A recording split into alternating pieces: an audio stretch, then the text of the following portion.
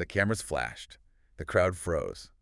And just like that, Hollywood had a massive new obsession. I mean, literally everyone was talking about it. Exactly. Welcome to Starscope Report. Join Jordan and Jamie as we uncover Hollywood drama, music industry shakeups, and viral influencer scandals. From red carpet surprises to social media controversies, we dive deep into the stories behind the fame. And today, we are doing a deep dive on a headline that has basically broken the internet. Oh, absolutely shattered it. Right. The headline is, Kim Kardashian and Lewis Hamilton just made it official, hand in hand in public. It is, it's a lot to process. It really is. So our mission for this deep dive is to basically unpack this newly official relationship between reality TV mogul Kim Kardashian and, seven-time Formula One world champion Lewis Hamilton. Two absolute titans of their industries. Truly. We've got a huge stack of sources today. Entertainment reports, fashion breakdowns from the Zodiac. Which is fascinating, by the way. So fascinating. Plus, we've got, actual sports updates on the F1 season. And PR expert commentary. We want to see what happens when the tightly controlled Kardashian empire, literally collides with the high-speed pressure of F1 racing. Right, because to understand the gravity of their recent public debut, that hand-in-hand moment in New York City, we really have to look at the timeline. Yeah, let's go back. Because this relationship, it actually has been simmering in the background for over a decade. It's not like a sudden overnight thing. Wait, a decade? Yeah, I mean, the initial connection goes all the way back to 2015. Wow. They sparked this massive wave of rumors when they were seen together at the Monaco Grand Prix. Oh, I remember that. But didn't Lewis say it was just platonic? He did, yeah. He insisted it was strictly platonic back then. But get this, Kris Jenner was actually quoted at the time saying she hoped he would be a son-in-law one day. Shut up.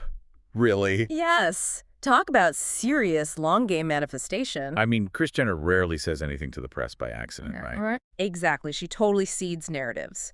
But the actual shift from platonic friends to this romantic status, it seemed to start super casually at the beginning of this year, 2026. Okay, walk me through it. So it began at a New Year's Eve party in Aspen. Naturally. Right. Then in February, sources tracked a private plane trip to Paris. And then a few weeks after that, they were seated right next to each other at the Super Bowl in California.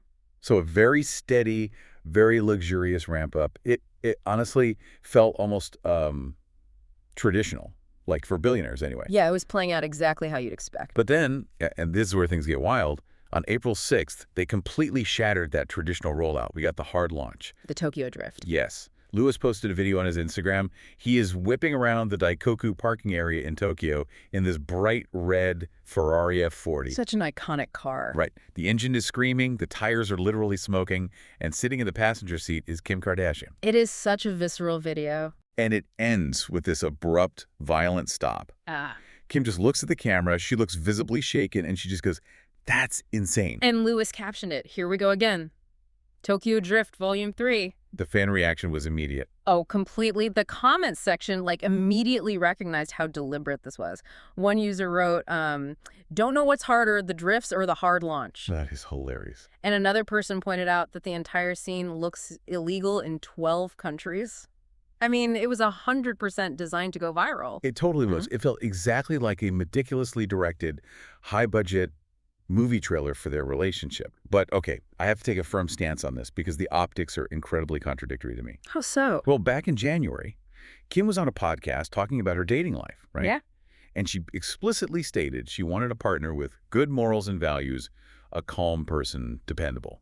I look at a screaming Ferrari F40 drifting through a Tokyo parking lot, and I do not see calm and dependable. I see a deliberate embrace of chaos. Does this launch directly contradict what she claims to want? It's tempting to look at that video and see chaos, but I think we have to separate the spectacle of the celebrity brand from, the reality of the individual. Okay, fair. Because Lewis Hamilton, the Formula One driver, operates a vehicle at over 200 miles per hour. That environment is chaotic. But Lewis Hamilton, the person, he's known in the paddock for being deeply disciplined, hyper-focused, and incredibly grounded. Oh, that's interesting. Yeah, so the Tokyo Drift video, that was a brand statement. They were taking control of the narrative and basically saying, if we're going to launch this, we're going to do it on our terms, and it's going to be undeniably cool. And honestly, we all do a miniature version of this, don't we? Oh, totally. Like, think about how you curate your own social media. You might post that flashy, adrenaline-fueled vacation photo on Instagram. Your own personal Tokyo drift. Exactly. But then you make sure your LinkedIn profile reflects your serious, grounded side. We're all managing our own PR. They're just doing it with Ferraris and hundreds of millions of followers. That is a perfect parallel. The Ferrari video proves you can capture the world's attention, but, noise doesn't equate to substance in the eyes of the press. Right. To prove this relationship has actual weight, they had to completely change the physical environment for their next move. They had to go somewhere quiet and slow and serious. And that's not even the wildest part. Later in the episode, we'll talk about the shocking twist nobody saw coming on the F1 track. But first, let's talk about that pivot. Right, the physical public debut. Because a month after the Tokyo video, on May 5th, they stepped out hand in hand in New York City. This wasn't a nightclub. It wasn't a Met Gala red carpet. No, it was a Broadway play. Yes. They attended the Fear of 13 at the James Earle Jones Theatre. Which is a highly specific, incredibly intentional choice. Totally. It stars Adrian Brody and Tessa Thompson, and it tells the true story of Nick Yaris, who spent over 20 years on death row after a wrongful murder conviction. And the connection here is just vital to understand. Kim Kardashian is actually a producer on this play. Right, which ties heavily into her long-standing advocacy for criminal justice reform.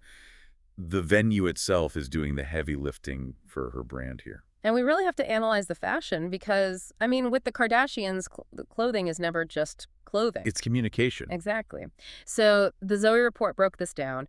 Kim wore this stunning icy blue, laced-up Jean Paul Gaultier corseted top. Oh, I saw that. Right, and she paired it with high-waisted, light-wash, asymmetrical jeans and silver heels. And then Lewis complimented her in this monochromatic beige tailored suit with a bomber jacket over it. Okay, so what is the strategy there?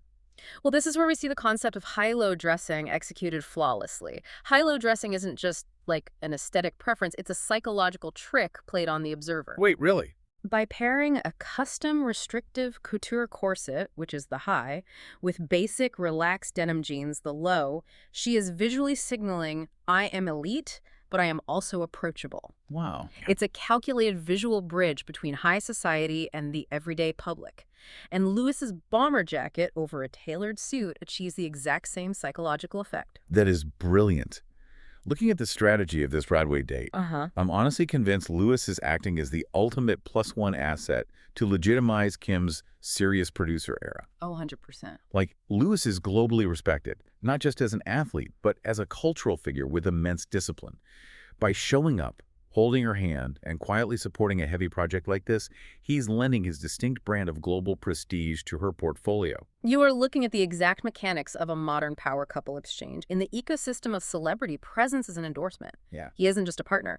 In the eyes of the media, he elevates her serious era, and in return, she introduces him to a completely different demographic of pop culture consumers who might, never watch a Sunday morning Formula One race. It's a mutual exchange of demographic equity. Exactly. Hey, if you're loving these Hollywood twists and PR breakdowns, make sure you're subscribed to The Deep Dive because we've got even crazier stories ahead. Definitely hit that subscribe button. Because whenever Kim makes a move that perfectly blends her personal life with her professional portfolio, the internet immediately questions its authenticity. Oh, the backlash was instant. Right. The photos of them holding hands in New York were immediately flooded with comments calling it staged, a showmance, and claiming it was paid for by Kris Jenner. Naturally. Which brings us to the massive debate.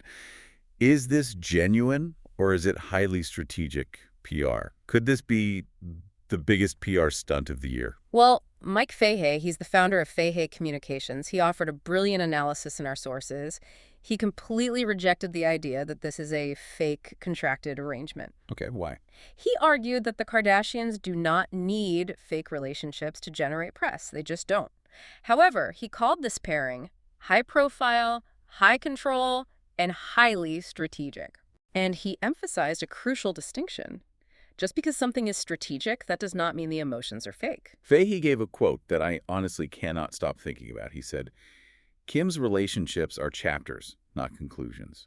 Whether it lasts or not, it keeps her exactly where she wants to be at the center of the conversation. Framing relationships as chapters is such a fascinating way to understand a public life. It's crazy. It removes the pressure of forever and replaces it with the utility of the present moment. See, I find that framing almost chilling, to be honest. Let me push back on this idea of mutual benefit.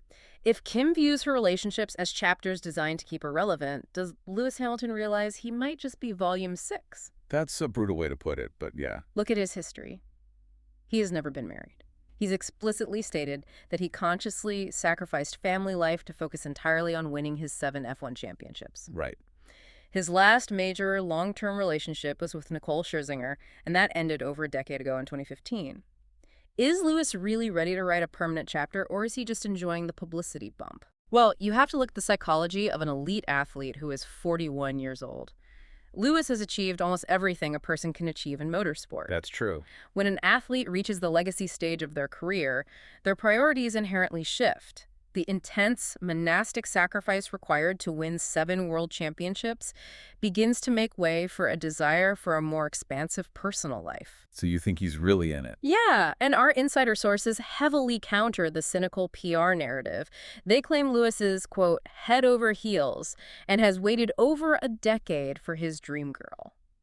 They are actually using the word endgame. Wow. Endgame. But dating inside the Kardashian ecosystem is like stepping into a centrifuge. It tests your structural integrity. Oh, absolutely. If you have any cracks in your public persona, or if you aren't prepared for the sheer G-force of their media presence, it will tear you apart. Lewis understands global media, sure, but the reality of his actual day job is currently suffering. It really is. The timing is undeniable. Right before that polished Broadway date, Lewis had a disastrous time at the Miami Grand Prix. It was a brutal weekend for him professionally. He actually described himself to reporters as being stuck in no man's land on the track. For you listening who might not be intimately familiar with F1, the Miami race was a nightmare scenario for him.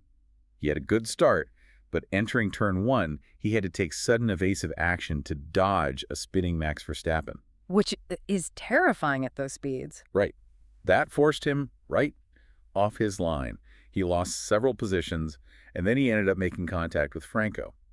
The sports reports note his car sustained damage, specifically losing aerodynamic performance capabilities. And we need to explain why that specific type of damage is so catastrophic in this sport. Yeah, break that down. So an F1 car relies on aerodynamic downforce, which is basically invisible air pressure pushing the car down into the asphalt. Yeah. That pressure is what allows them to take corners at like 150 miles per hour without just sliding right off the track. Wow. So when you damage the carbon fiber wings or the floor of the car, even just a few inches of it, you lose that invisible weight. So the car literally handles differently. Exactly. Lewis wasn't just driving a slightly dented car. He was trying to tame a machine that physically wanted to fly off the track at every single turn. You bleed lap time because you simply cannot carry speed through the corners. I have to be honest here.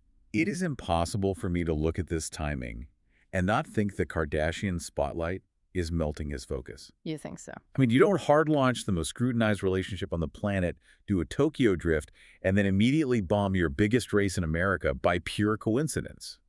The mental toll of that centrifuge has to be leaking into his performance. I get why you'd say that. It is very tempting to draw a straight line between his personal life and his track performance, but you have to respect the mechanics of Formula One. What do you mean? The damage to his car in Miami wasn't caused by a lack of mental focus, it was circumstantial racing luck. He had to dodge another driver's mistake. Okay, fair point. However, following that race, Lewis did an interview with Sky Sports F1 and stated he is adopting a, quote, different approach for the upcoming May 24th race in Montreal. Ooh, Montreal. That's a special track for him. Didn't he win his debut race there in 2007? He did, and he explicitly said in the interview, the way we're preparing at the moment is not helping. Wait, when he says preparing, is he talking about simulator work or is he talking about the circus surrounding him? Well, in the context of the team, he is almost certainly talking about engineering preparation, simulator data, tire degradation strategy, car setup. But you cannot entirely discount the human element. Right. The cognitive load required to manage a newly publicized, hyper-visible relationship with a Kardashian is immense. Dealing with paparazzi, coordinating security, managing PR narratives, it drains your executive function. It has to. Lewis is a 15-year veteran of global fame, but this specific vortex requires a completely different kind of stamina. Which brings us to the core tension of this entire deep dive. We are watching two highly controlled, fiercely independent individuals try to merge their lives. Kim is fiercely protective of her empire and her justice work, and Lewis is fiercely protective of his historic racing legacy. The challenge they face is integration without compromise. Can they share a global spotlight without accidentally competing for it? Exactly. Can Lewis provide the dependable, calm presence Kim wants behind closed doors while still maintaining the aggressive edge he needs to win on the track? It leaves you wondering about the future of celebrity entirely. Are we entering an era where individual fame has essentially peaked? What do you mean? Think about it. Both of these people have maxed out their individual reach. Is the only way left to grow a billion-dollar brand through a corporate-style romantic merger? Is modern dating for the ultra-famous basically just an acquisition of demographics? That is a staggering way to look at it. It turns romance into a board meeting. It kind of does. But, when you are operating at their level of influence, every personal choice has a measurable market impact. Will this high-speed romance redefine the modern power couple, or will the sheer velocity of their combined fame force them to eventually hit the brakes? So what stands out to you? When you look at the Ferrari drift, the Broadway strategy, the F1 physics, and the concept of relationships as chapters, do you see two people finding genuine connection? Or are we just witnessing the most successful corporate merger of the year? It is something to seriously think about. Thank you for joining us as we unpack the sources today. Stay tuned and hit that subscribe button so you don't miss what's coming next. It's been a fascinating collision of worlds to explore. The next time you see a headline about them flashing across your feed, remember the machinery operating behind the image, because the real story is always happening beneath the surface. You've been listening to Starscope Report, where Jordan and Jamie uncover the stories shaping Hollywood, music, and pop culture. Thanks for tuning in, and don't forget to subscribe for more stories that keep the stars shining.